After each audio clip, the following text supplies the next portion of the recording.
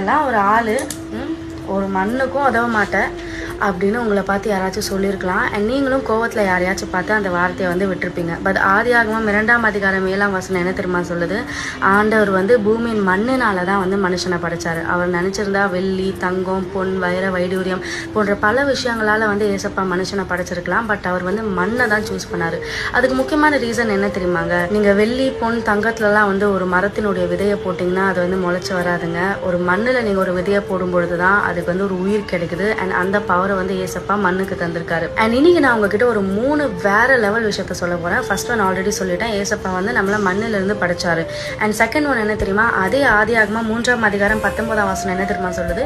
மண்ணிலிருந்து உருவாக்கப்பட்டாய், மண்ணுக்கே திரும்புவாய் அப்படின்னு ஏசப்பா சொல்றாரு. அண்ட் 3வது விஷயம் என்னன்னு பாத்தீங்கன்னா, எசேக்கியேல் 37ஆம் அதிகாரம் 13ஆம் வசனத்துல ஏசப்பா என்ன சொல்றாருன்னா, என் ஜனங்களே, நான் உங்கள் பிரேத குழிகளை திறந்து உங்களை உங்கள் பிரேத குழிகளிலிருந்து வெளிப்பட பண்ணும்பொழுது நான் கர்த்தர் என்று அறிந்து கொள்வீர்கள் அப்படின்னு சொல்றாரு.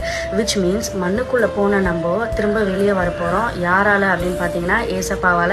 அண்ட் அதுக்கு நம்ம என்ன பண்ணணும் அப்படின்னு பாத்தீங்கன்னா, பரிசுத்தவான்களாக நீதிமான்களா இருக்கும் பொழுது ஏசப்பா அவருடைய 2ஆம் வருகையில வந்து நம்மளுடைய பிரேத குழிகளிலிருந்து நம்ம எழும்ப பண்ணும்படியாக ஏசப்பா நமக்கு அந்த வல்லமையை தருவாருங்க. ஸோ யாரும் இதுக்கப்புறம் வந்து நீ வந்து ஒரு மண்ணு, நீ வந்து ஒரு குப்பை அப்படின்னு சொல்லாதீங்க. ஏன்னா ஏசப்பா நம்மள படைக்கிறதுக்கு ஒரு மண்ணுனால தாங்க கிரியேட் பண்ணியிருக்காங்க.